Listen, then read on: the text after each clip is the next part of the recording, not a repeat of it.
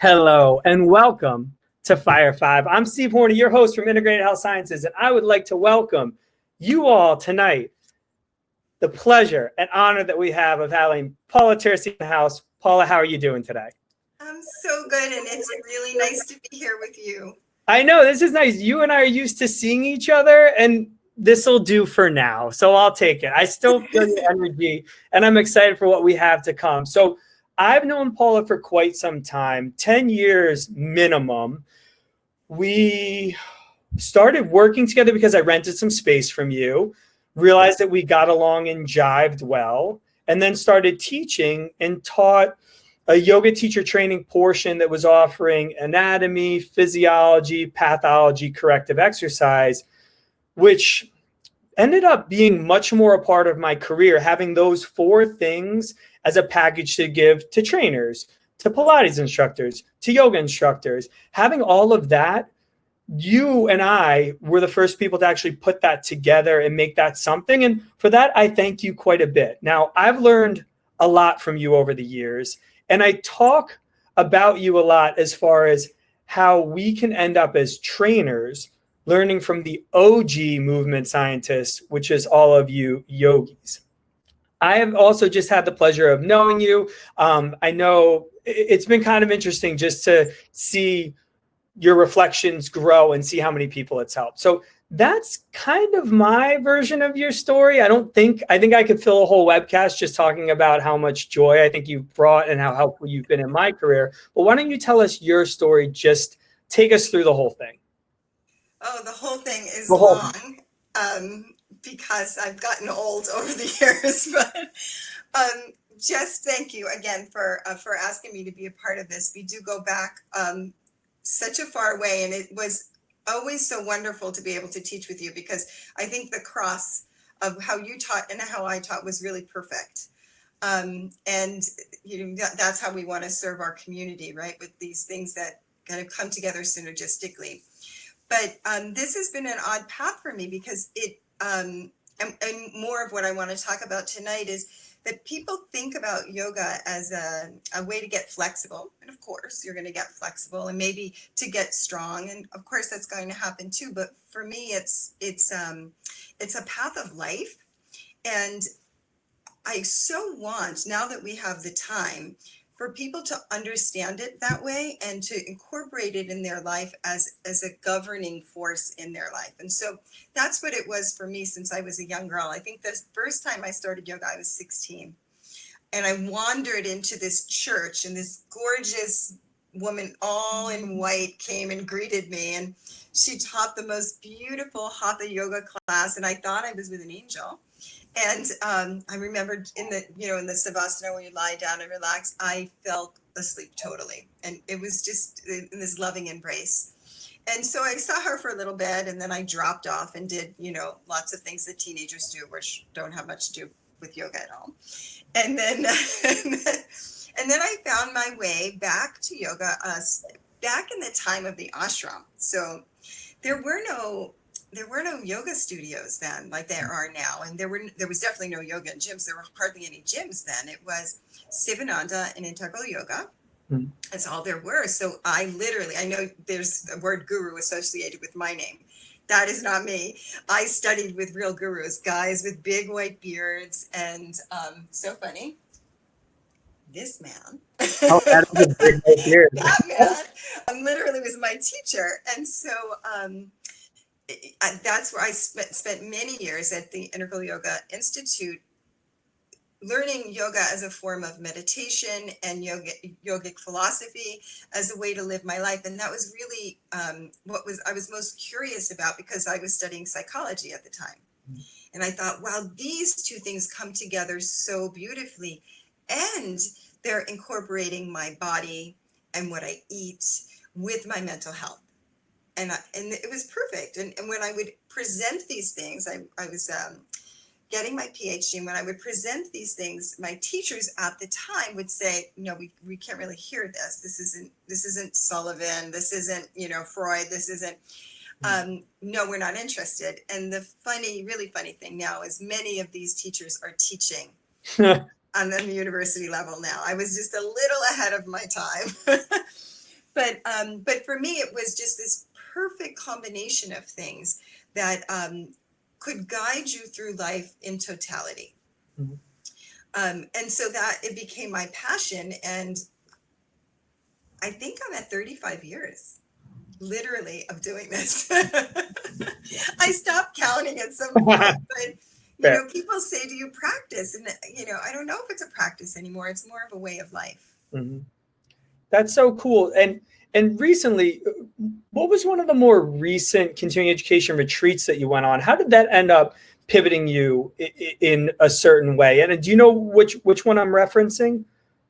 No. You were on a retreat and I felt like it was a ton of people in this hotel where you guys were all kind of stuck there, and I don't think you were allowed to talk a ton. Has that pivoted you, or is that you coming off of that and this is the thing? Or talk to me. So that was with a different kind of teacher. Joe Dispenza is an amazing scientist. He really has looked at meditation he's broken it down. He's tested the brain. He's looked at it for real, because we're all trying to pull this science out of the mystical in a way, to bring it back into the mystical. Because what happens, right, is that when you really start to understand meditation, you recognize that you're changing your endocrine system, the way that your hormones speak to one another. And this is what enables us to open the higher glands so that we can make these bigger connections. So he's literally broken it down to a science. And I had some pretty expanded and intense experiences with him that changed me completely. I would say changed me completely, like from a wonder, and I really kind of really know this is true, to like, oh my God, okay, there's no more questioning. This stuff is actually real. There is no mystical about it. It's just something not everyone can connect to so easily. It takes a little work. And so that's where I've been. And the beauty, we do this silver lining meditation every morning on Instagram. And because I feel like in all the hardships that we've had with the COVID situation, we've also had a lot of gifts, and that's life in general, right? You're going to have hardships, but if you look, there are gifts always brought to us. And so as a community, as my yoga studio had to move online, they've really picked up an actual practice, Steve. Like they practice every single day. Yeah. They're meditating with me every single morning. So where we were never getting past the first 2 or 3 pages of any one of these books, whether they're asanas or meditation or breathing, we just kept doing the same things. So we could literally wash off the stress from our bodies. That's all we were doing. Just kind of washing it off. The next day would be right. They're able to go we have been able to go very deep, and they are truly meditating. They're getting the metaphysical part of it. And that is so exciting to me, because that's where the chemistry of the brain changes. And so if we are doing yoga just to become flexible or strong, we're missing the boat. There's so much more, and it's so much more beautiful than just that. And so they've been, we have classes every day. So they take classes every day, and their practice has gotten deep, and their flexibility is there, and they're understanding that we do asana practice to realign the nervous system. And they're like, oh, I get this. I feel this. I am changing. And I feel like finally I'm actually teaching. That's so cool. I get asked this a ton when I'll give an exercise or something like this, like, how often should I do this? How many reps and sets and things like that? And I had a previous guest on where it was 7 by 52. It's the best sets rep scheme is 7 days a week, 52 weeks. That's a way to make real change. And it sounds like that's exactly what you're saying. So to keep going down this path, what is yoga and what is it not? So that was the funny way we put this together, right? Because I think that we get confused. I think that we go in, we take a class. Yoga is about flexibility. Yoga is about some beautiful choreography. But it really is none of those things. If we actually study the books, we recognize that asana is a very small part of it. It's a very necessary part of it, but it's one of the 8 limbs. And when we aren't practicing all of the 8 limbs of yoga, we are missing the whole system. It's like only doing one thing in a complete system. You're just not going to understand the totality of it. And so that's what most people do. They hardly ever meditate. They don't really do a breathing practice. They don't crack a book on the sutras at all. And so they're missing all the other stuff, and they're just kind of concerned with their body. Yoga is concerned with your body as it is the holder of your emotions. It is the encapsulation of any disorganization in your nervous system. And when I'm doing asana, I can start to coordinate myself and realign my nervous system so that the systems, all of our body systems, are communicating. And that changes the endocrine system in a way that it is communicating. And then I no longer have things like IBS, depression, anxiety.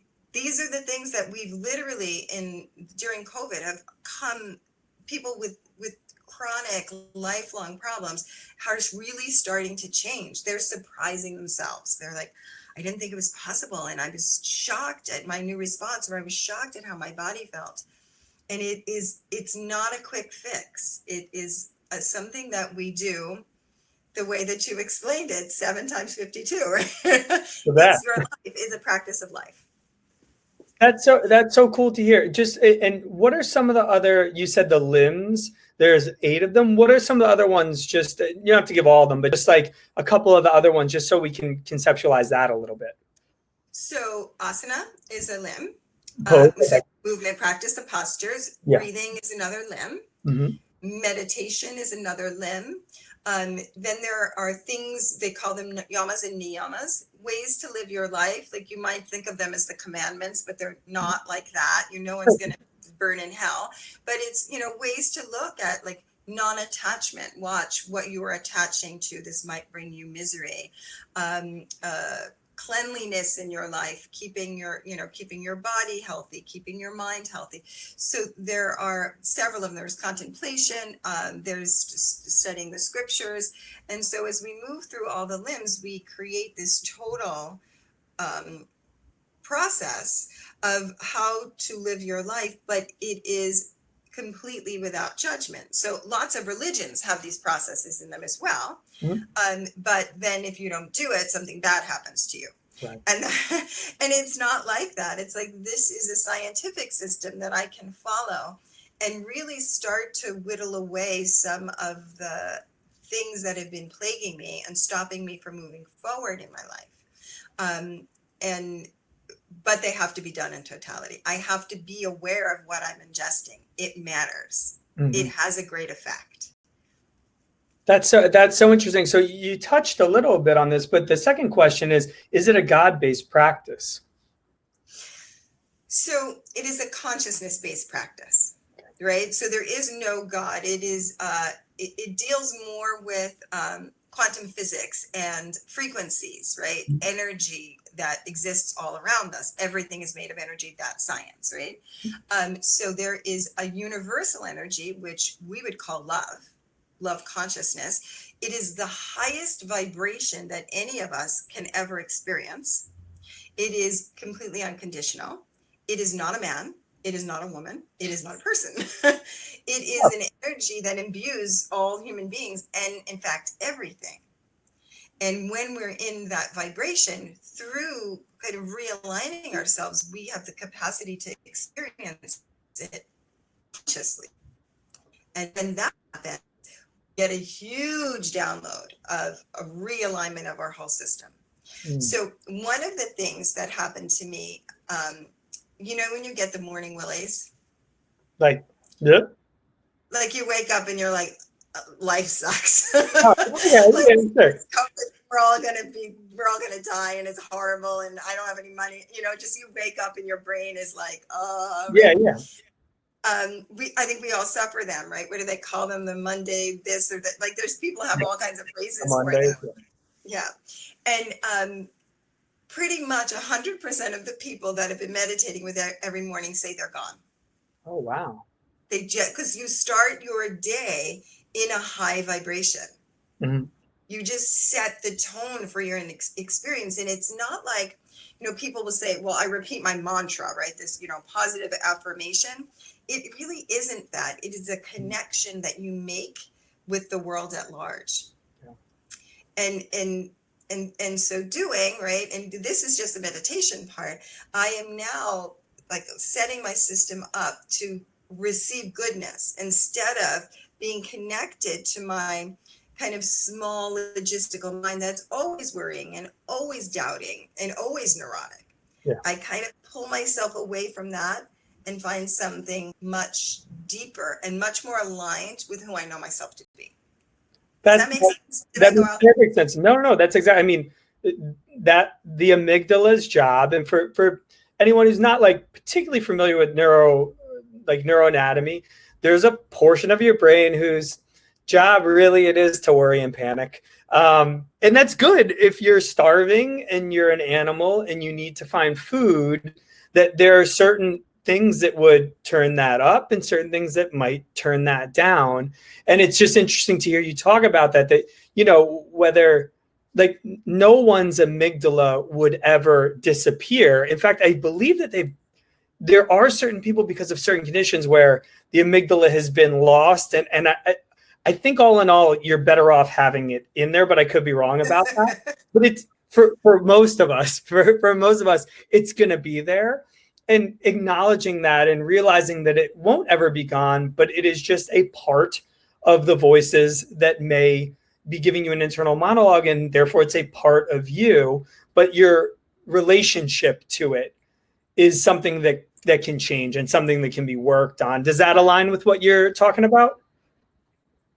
I think this is quintessential Steve and Paula teaching now, right? This is how we normally do it. Yeah, and this is the funny thing is that for anyone who's taken us, like you would think for how complimentary Paula and I are to one another, you would assume that we just like say the exact same things and we're always finishing each other's sentences. And it's actually quite the opposite. It's like she'll say something and it'll be here and it'll resonate with the group. And then I'll say something that from my lens, now we're almost always in agreement, which is really nice, but I'll say the same thing a completely different way. So then whoever is learning from us gets a nice spherical outlook. Like for that thing, did you need that hyper analytical scientific anatomy physiology basis?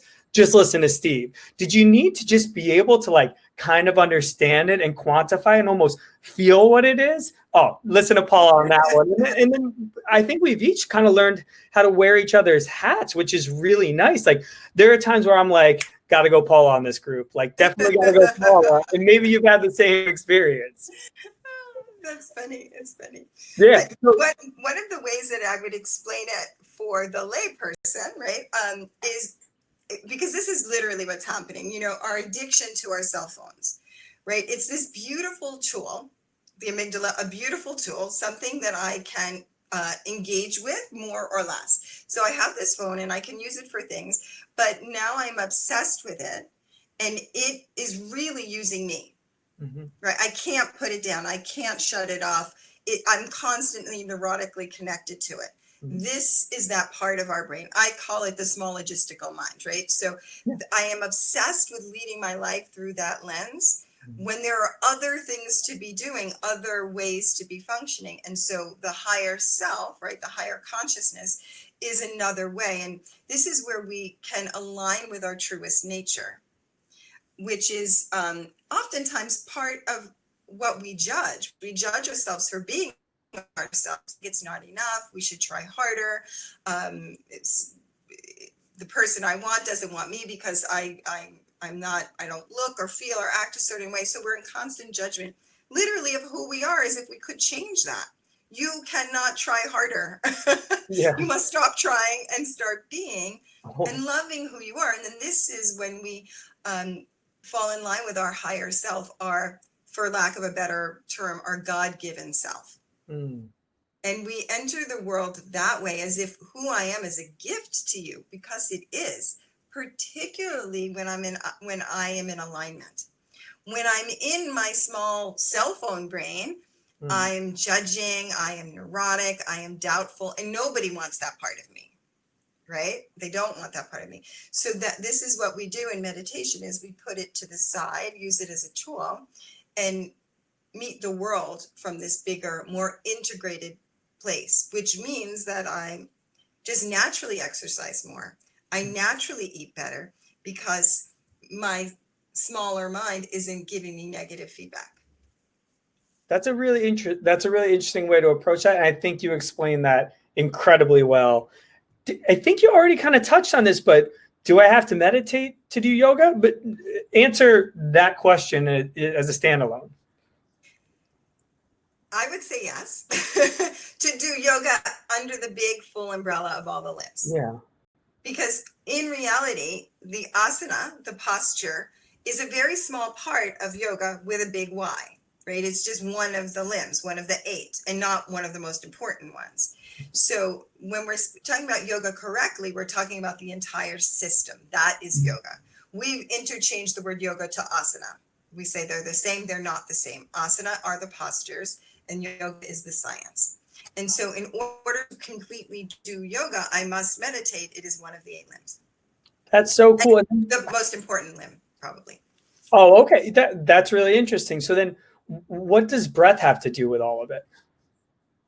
So we work from the gross to the subtle. And so first I align my nervous system through my physical form. I connect the messaging from one joint to the next, one muscle to the next. So that's what I'm doing in the asana practice. And that's literally the most gross part of the practice. And then I move to something more subtle, which is breath or pranayama. And that starts to align my being on a much more subtle level and bringing everything into harmony. And it prepares my nervous system to be able to sit in meditation. Because to sit cold without doing those two things is quite hard because the brain is, it's pulsing. It's constantly sending us these messages. And so it's better for me to go through this process so that when I sit to meditate, it's like butter. It simply just flows. Yeah. And you touched on a couple of the pranayama, some of the different breaths, like Ujjayi ends up, just kind of like take me through the more common ones. And I almost say that because I will do deep dives, as I've shared with you, and a lot of people have been listening every week. I went into a nice little kind of rabbit hole with yoga, just doing it more frequently, trying to learn more about it. But I'm not saying there's misinformation out there, but it's hard to kind of get to get multiple sources to align with the same answer. And I'm not even saying that they're wrong. It's just that's the lens that they're choosing to view it. So can you give us a few of the common breaths, and then like where they came from, which you may have already answered, but then also just what they are, what their purposes are? So Ujjayi breathing is heroic breathing, let's say. That's sometimes called heroic breathing. And that's the breath that will typically be taught in a movement class because it keeps a pace, right? It allows me to separate the inhale from the exhale and create inner body space.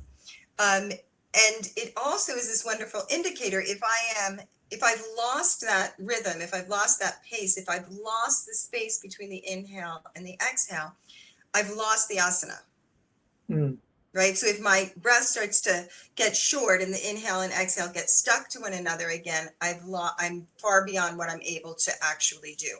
I want to be able to move through all the postures so fluidly that my breath will never change. Gotcha. It will always keep that perfect rhythm and space. Gotcha.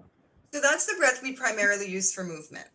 Then we have something like Kapalabhati, which is a kriya, so it's a cleanse, and it's non-diaphragmatic, which means you're not actually using your diaphragm the way you do to breathe. You're pumping your belly, and it's more of a cleanse. And what does that sound like? Do you mind just quickly demonstrating the Ujjayi, just so we can get, and then also this breath, if you don't mind, not to put you on the spot? Sure. So the Ujjayi, often people will do it from their throat. I'm going to show a little different way to do it. So I can sound like this.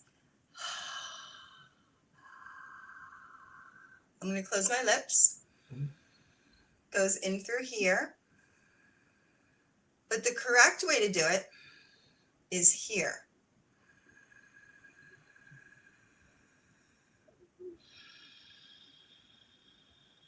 Oh, that's cool.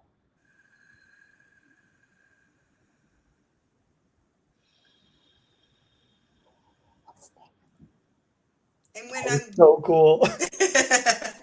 when I'm doing it that way, you might be able to see like my palate domes, my upper palate domes, and it really opens a channel behind my ears, connecting all things, right? But if I'm flattening my palate, when we do it from the back of the throat, we flatten the palate, so we're not opening this space. Okay. So that's where the restriction then comes from. Because if I'm hearing noise, there has to be restriction somewhere from your lungs to your mouth or to your nose. So that's where that restriction is coming. And you create the glottis there, right? So the back, it's like when you whistle, right? It's the back of the throat gets smaller. So that's happening in Ujjayi, right? Gotcha. So there's some restriction there. But what we do is like we push it down and then we do it at the throat. And one of the major premises is to keep down at my pelvic floor all the way to my crown as an open channel, because we're aligning the energy systems. The chakras, of course, are the energetic components of the endocrine system. Wherever there's a chakra, wherever there's a chakra, there's an endocrine gland that reflects it, or the other way around. Yeah. And so we want to keep that space open and flowing. When Ujjayi is done incorrectly, it kind of pushes it down. And is the purpose not that there's like one purpose, but does the vagus nerve factor into that breath as the way that you practice it, or you think that's just kind of an innocent positive bystander? I can't answer that completely. I don't know. I think it's a bystander, but I don't know. I bet you, that's, so when you're humming, and for anyone who's listening right now, the vagus nerve is a main nerve of your parasympathetic nervous system. So your nervous system breaks down into two, you have your active, your voluntary nervous system, but then your autonomic or involuntary has two main branches. Your sympathetic nervous system, which is if someone ends up being in a room and a tire gets dropped in, immediately your pupils are going to dilate, your respiratory rate's going to go up, your heart rate's going to go up, and all the blood is going to go to your muscles so you can either run or fight. The other portion of the involuntary nervous system is the parasympathetic nervous system. And the longest nerve that's considered part of the parasympathetic nervous system is the vagus nerve. And it travels down in that area before it goes to innervate the rest of a lot of your organs. And one way that you can stimulate the vagus nerve, which would then have a calming effect. So picture it almost as if this is your brain, there's cranial nerves that end up coming out, and they're kind of extensions of your brain. And that vagus nerve could be considered an extension of your brain. And it only really has the ability to calm you down. So imagine you had a nerve that was right here that we knew if you stimulated it, it would calm your nervous system down. And people humming, people singing, people holding the end of an exhale all stimulate that vagus nerve. And my hunch is that when you're practicing Ujjayi breath appropriately, the way that you just described it and where you described it's occurring, that you're stimulating the vagus nerve, therefore stimulating the parasympathetic nervous system, therefore having a calming effect. That's it. I've never learned that. I'm not saying it, but that's how I would put the pieces to what you said together. That's really cool. I like that. Yeah. I think we're onto something. I know. Once again, the wonders never cease.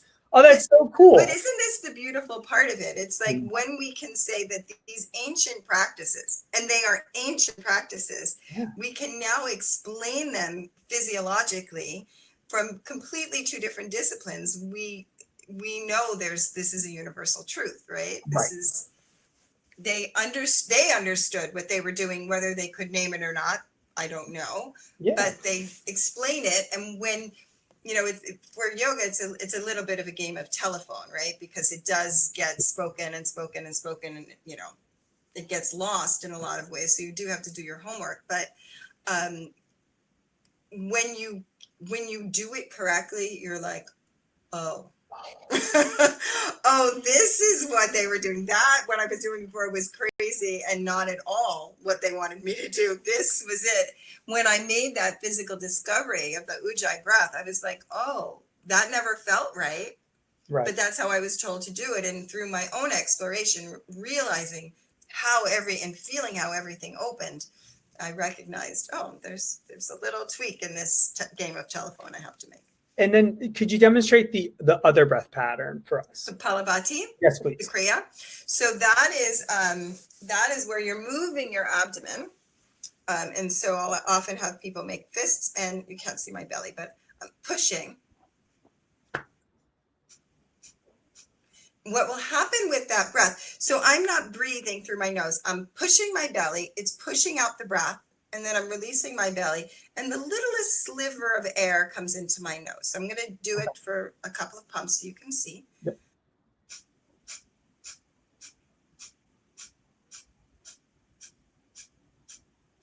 So my diaphragm is like a trampoline, and it's pumping upward. Yeah. Oftentimes I'll see people do something like this because they hear this sound. They think it's correct, but it's not. You can maybe see where the direction of my diaphragm.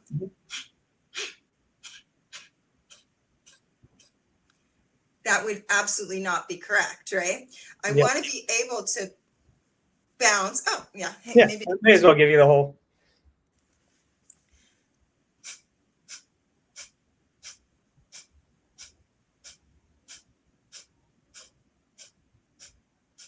So my diaphragm gets this nice exercise. My abdominals get exercise. My heart gets exercise. It's stimulating all of that. And I'm not breathing, which is why they call it non-diaphragmatic. I'm not inhaling and exhaling. The pumping of the belly is pushing the breath out, and the release of the belly is pulling just enough breath in for me to go into 100 reps if I wanted. That is super cool. Thank you so much for demonstrating that.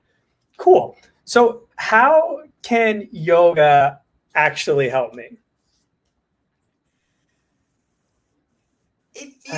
Well, I think if you practice it earnestly, I think it can change your entire life. I have seen it in myself and in others really affect some very difficult states of mind. I've seen it change people's depression. I've seen it change people's anxiety. I've seen it change people's self-loathing. These things that we suffer with as humans. Being human is no easy task. It is no easy task. If I don't practice it properly, I might get more of that. Yeah. I might just try to get all those fancy poses and realize I can't, and then be more discouraged and again think I'm not enough. When all that's doing is just opening my channels so that I can be connected and present in my life. With my partner, with my family, with my boss, with my day, where I am not stuck here, but I can hear you. I can let you finish a sentence. I can digest what you're saying. I can be present with you. And I think, for me, that changed everything. That's so cool to hear. And I think that this is probably as good a time to mention that a lot of the people who are, it's interesting because it's like biohackers has become a term now. There's even like two of my friends, one has it, one is going for it, PhDs in human performance. Even a lot of the strength and performance and strength and conditioning coaches are moving much more towards mindsets that you're talking about, because if it works to get an athlete to get that extra 2% that could change their life dramatically, it will probably help you in your day-to-day life. But a lot of times it's not actually going harder at something. It's actually, for us, it's pushing the recovery lever a little bit harder. And in that recovery lever is your sleep, which is obviously really important. Your stress, your diet and digestion, the fact that you're not exercising too hard. And you all, I think, strike a really good balance when it's not done in pathology. Meaning, if you do work out too hard and you try and beat your body up to make it compliant with the way that you want it to think, you, in general, will raise cortisol levels. So cortisol is a stress hormone that's very normal hormone. It starts high in the beginning of the day, ends up hopefully coming down somewhere as the sun is setting down, and then doing it all over again. But if you're continually beating yourself up, and we talk about moderate exercise versus vigorous exercise, moderate meaning that you could talk, but you couldn't necessarily sing, and then vigorous meaning that you can say a few words, but you can't really like talk a full sentence. If you hit that vigorous really, really hard, it's okay. There's nothing wrong with that. But if you hit it really hard and you don't hit the recovery lever hard, then you're going to end up decreasing performance. So that's actually how a lot of people in the strength world have gotten to all the things that you're talking about. But the reason that we're all landing on them is because they work. And whether it came from mystical sources or then fuels the science and the science takes some of it, throws it away, or it's just trying to figure out a different way in order to explain the rationale for what we know best right now, we're all landing on the same things. The things that you talk about and the things that I talk to my patients about aren't very different because we're all trying to help people out.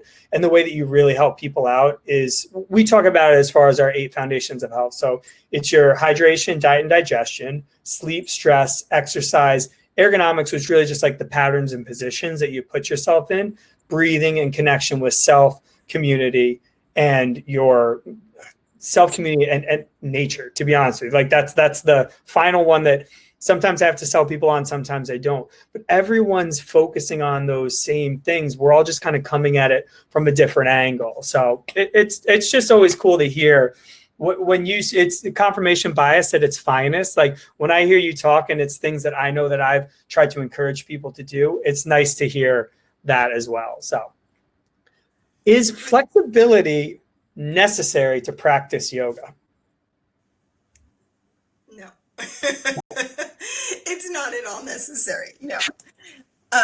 In fact, it is a hindrance sometimes. I feel like often if you're very flexible, you're not taking the journey quite as much, right? It comes easily to you. And one of the things that helps us to create a journey is to get stuck somewhere. Mm-hmm. Right? Any good journey you've ever taken had like some dismal moment to it, right? And that made it a great journey. So when we're in our body and we can't quite get somewhere, we actually have to pause and figure it out. We have to get present with the obstacle.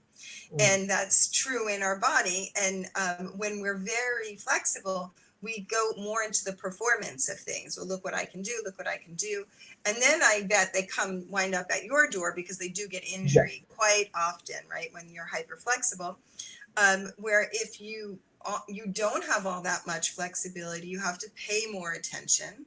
You have to be with that moment of being tangled and see how you can actually untangle it without hurting yourself.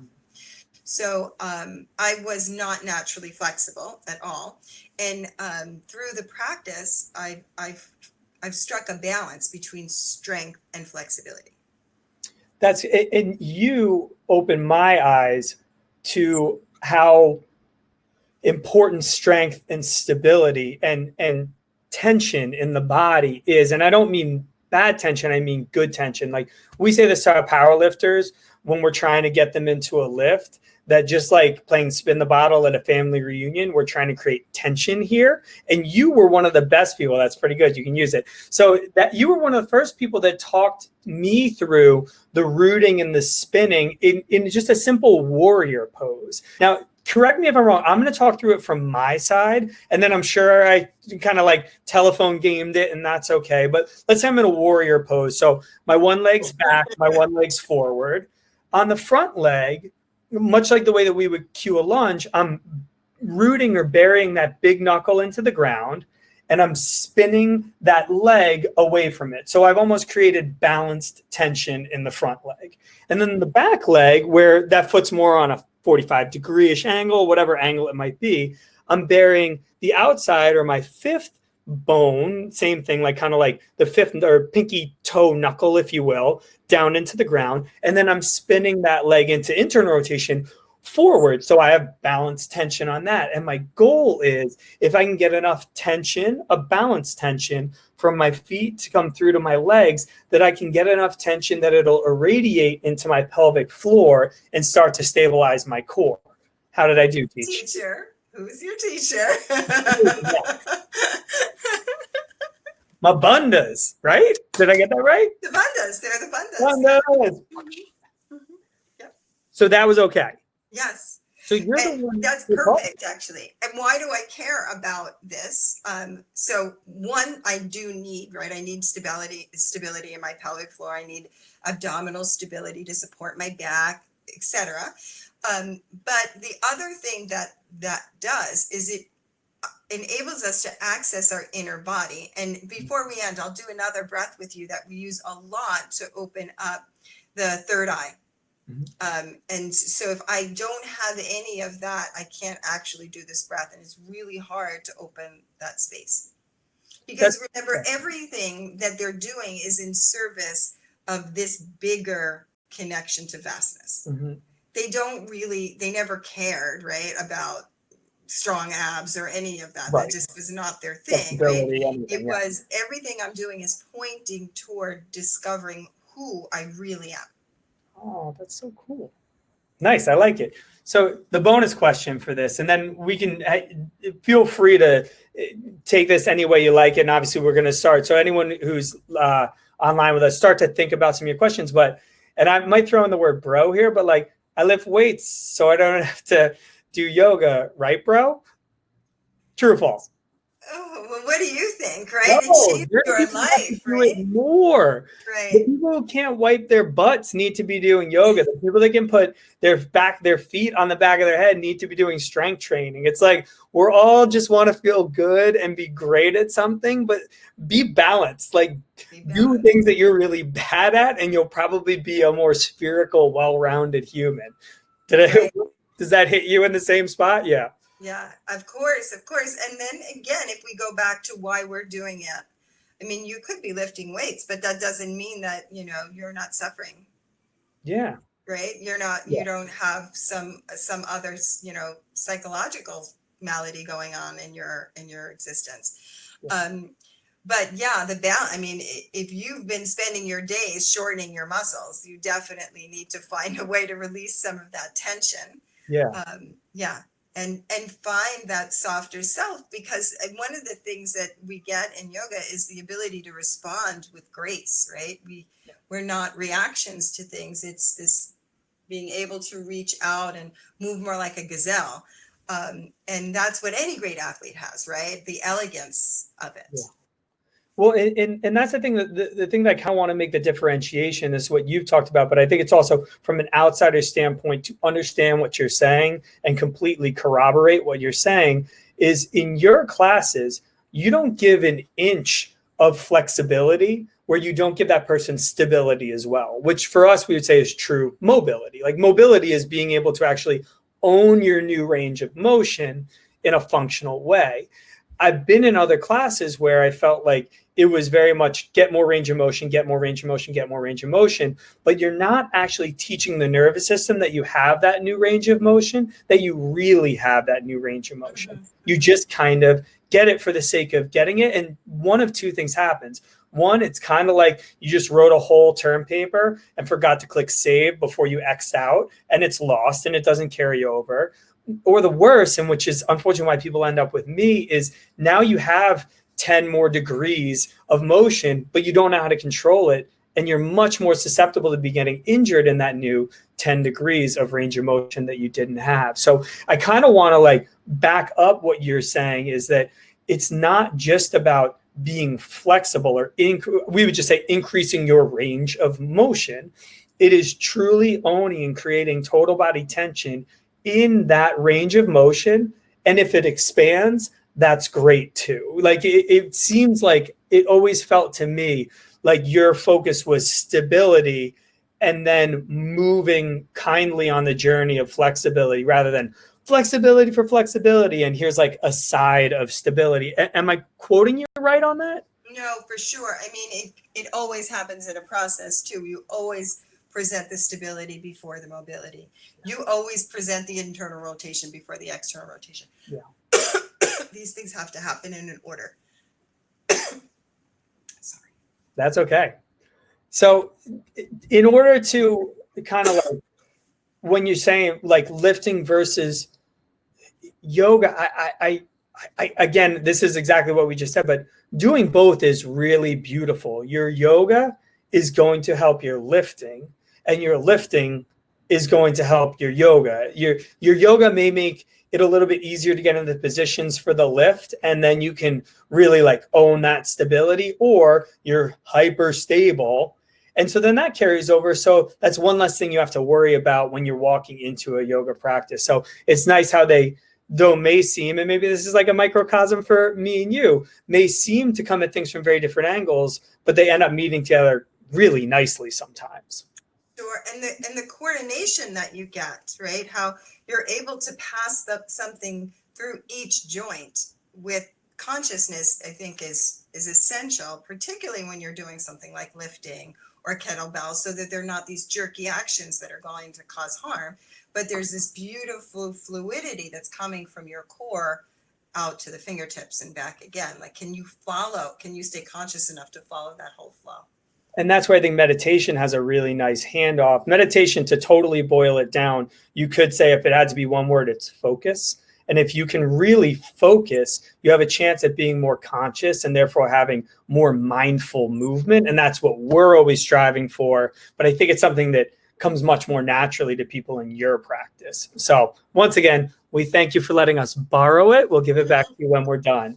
So to tie everything up, anyone right now get any chat questions, drop it in. We'll answer anything that you got. But if people are going to fill that up, cool. If not, Paul, tell us, one, where people can find you. And then two, just give us some kind of closing remarks.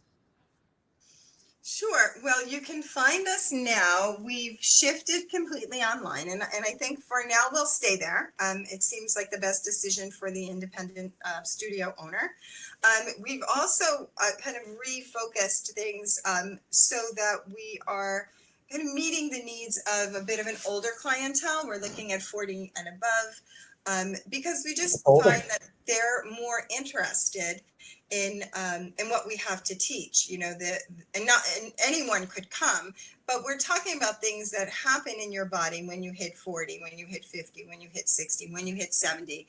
Our oldest client now is 90. For real. Awesome. It's very beautiful. She's adorable, just elegant. Huggable. How huggable is that? Nice. Very huggable. We're all good. That's what we do, but we don't hug now. We just do this. Yeah, exactly. There's no more hugging. But and so we have things like chair yoga is going on, and one of our most popular classes are sit fit, yoga for strong bones. I teach a bare bones. I also teach my favorite class to date is my meditative flow, where everything we talk about, we just discussed, gets put into the yoga room, and we use the breath, we use the posture, and we end with meditation. And the whole time I'm reconnecting you to your drishti, which is your focus point. So it's one fluid experience from beginning to end. So that's where I'm at these days. That's so cool. And on Instagram, you're at Paula Tursi and at Reflections Yoga. Yes, both of those things exist. But every morning at 8 o'clock at Reflections NYC, I think is our handle, you can sit and meditate from 8 to 8:30 every morning, obviously free. It's on Instagram. We also have a Saturday morning satsang, completely free, from 10 to 11, where we look at the sutras and talk about, the bigger things. That's so cool. So before we get out of here, I believe we were promised a third eye breathing, and then we will wrap this thing up. And I am already saying thank you so much. This was so great. Oh, thank you.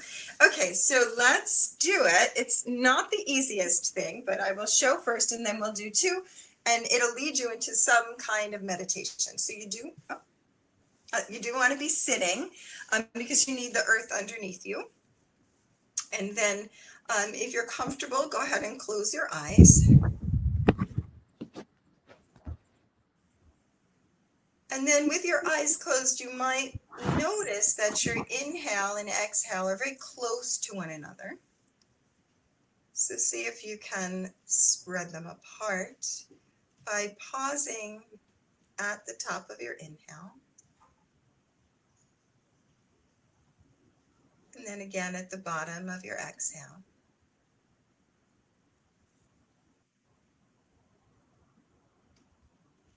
Just observing the space between those two breaths.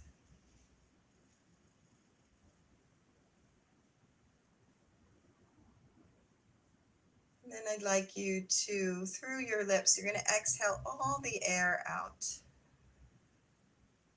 And then you're going to exhale even more than that. And then even more than that, so your belly feels a little bit tight. You're going to hold that. And as you inhale, imagine that you're sipping up the earth from your pelvic floor. So going to pull your pelvic floor up on the inhale. You might need to squeeze your glutes a little bit for that. Bringing it past your navel, squeezing up in the direction of your heart, squeezing up towards your throat. Here you might just drop your chin a little bit. This is all that inhale. And when there's no more space, hold that inhale and you're going to squeeze up like a cat with a hairball. You're just going to lift and lift and lift and lift and squeeze and hold, bringing the focus to a space right in the center of your brain.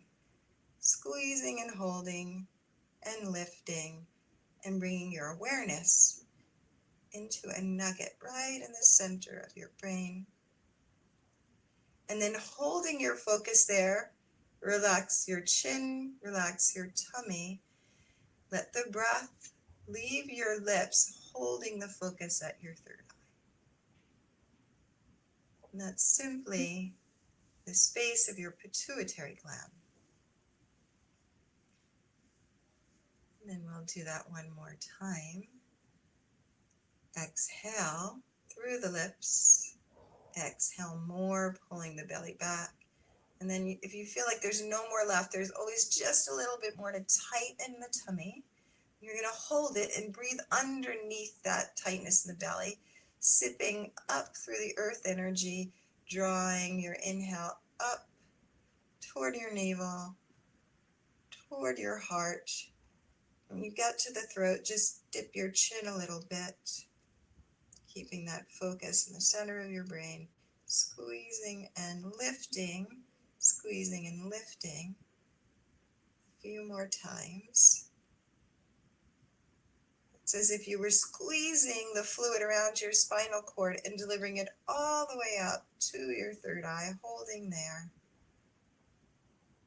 It's a gentle internal focus. And then can you hold the focus there as you release your chin and your tummy and your breath.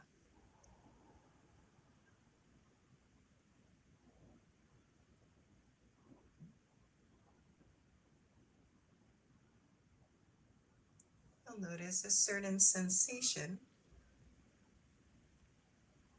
And this could feel a little bit like you're dissolving. Part of you is dissolving.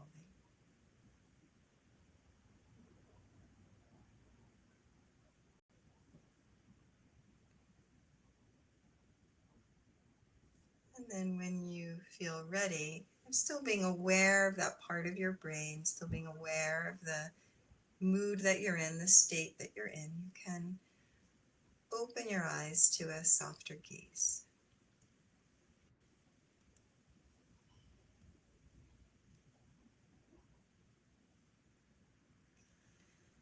And that is what we call the pineal gland breath. Ooh. That was lovely. Cool. Oh, man. Coming up. And back up. All right. Is there anything else you'd like to share with the group? I cannot thank you enough. That was so awesome.